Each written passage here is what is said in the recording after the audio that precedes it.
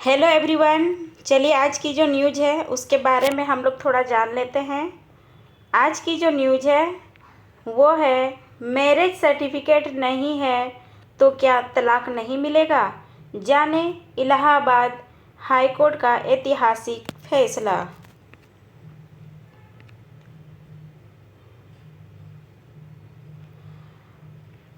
आज की जो खबर है उसमें है, अगर आपने शादी का रजिस्ट्रेशन नहीं कराया है और अब तलाक लेना चाहते हैं तो इलाहाबाद हाई कोर्ट का एक हालिया फैसला आपके लिए बड़ी राहत लेकर आया है।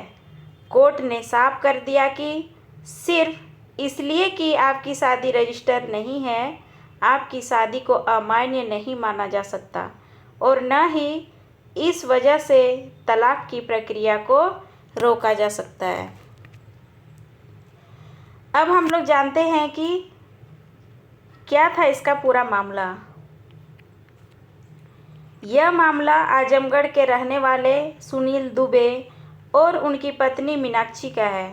दोनों ने 23 अक्टूबर 2024 को आपसी सहमति से तलाक के लिए फैमिली कोर्ट में अर्जी दी थी, लेकिन फैमिली कोर्ट ने एक शर्त रख दी। उन्हें मैरिज सर्टिफिकेट जमा करने के लिए कहा गया, जिसे वह जमा नहीं कर पाए।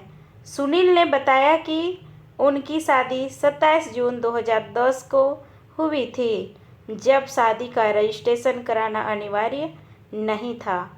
उनकी पत्नी भी इस बात से सहमत थी, लेकिन फैमिली कोर्ट ने उनकी अर्जी को खारिज कर दिया। इसके बाद सुनील ने हाई कोर्ट का दरवाज़ा खटखटाया। इसमें जो है हाई कोर्ट ने दिया स्पष्ट फैसला। जस्टिस मनीष कुमार निगम की बेंच ने इस मामले की सुनवाई की और एक बेहद अहम फैसला सुनाया। पहला जो है वो है, रजिस्ट्रेशन सिर्फ एक सबूत है।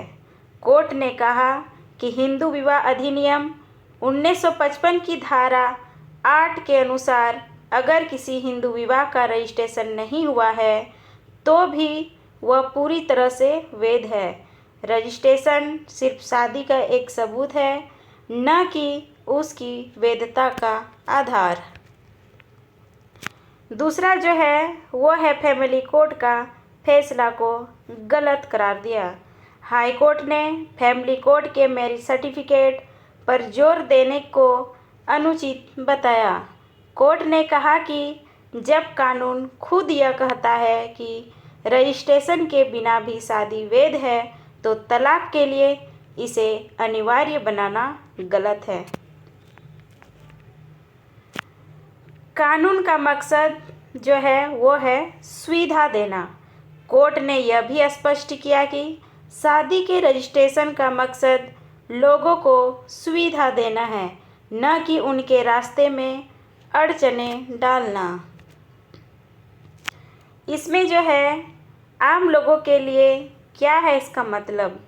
इस फैसले का उन लाखों जोड़ों पर सीधा असर होगा जिनकी शादी काफ़ी पहले हुई थी और जिनके पास मैरिज सर्टिफिकेट नहीं है। अब फैमिली कोर्ट केवल कागजी कार्रवाई की कमी के कारण तलाक के मामलों को लटका नहीं पाएगी। हाई कोर्ट ने फैमिली कोर्ट के आदेश को रद्द कर दिया है और निर्देश दिया है कि सुनील और मीनाक्षी की तलाक की अर्जी पर जल्द से जल्द फैसला लिया जाए। हम लोग जो है थोड़ा जान लेते हैं हिंदू विवाह अधिनियम के बारे में। आखिर क्या है हिंदू विवाह अधिनियम। हिंदू विवाह अधिनियम जो है 1955 भारतीय संसद द्वारा पारित एक महत्वपूर्ण कानून है जो हिंदुओं के बीच विवाह को नियंत्रित करता है। यह अधिनियम हिंदू विवाह के विभिन्न पहलुओं को शामिल करता है, जैसे कि विवाह का समापन, पति पत्नी के अधिकार और जिम्मेदारियां, विवाह को समाप्त करने के आधार और रखरखाव। इसकी जो विशेषता है चलिए उसको हम लोग देखते हैं। पहला जो है वो है वेद विवाह की शर्तें।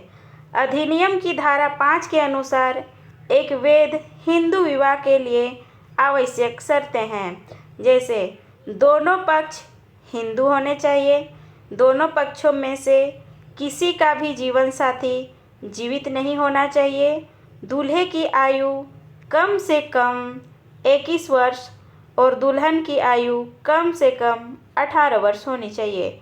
विवाह का पंजीकरण।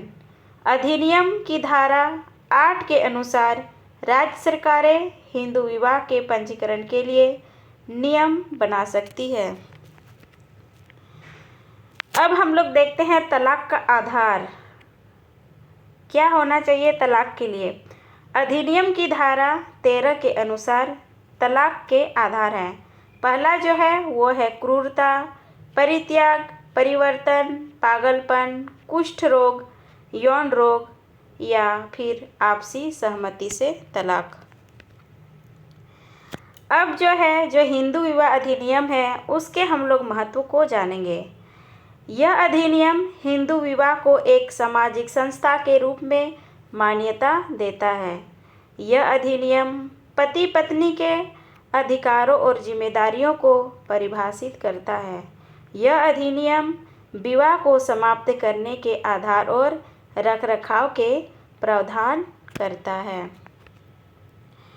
अब हम लोग इसके उद्देश्य को जानेंगे।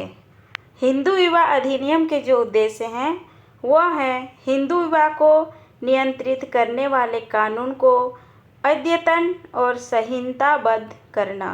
दूसरा जो पॉइंट है वह है हिंदू विवाह में पति पत्नी के अधिकारों और जिम्मेदारियों को परिभाषित करना, विवाह को समाप्त करने के आधार और रखरखाव के प्रावधान करना। इसी तरह का खबर जानने के लिए हमारे साथ बने रहिए। Thank you.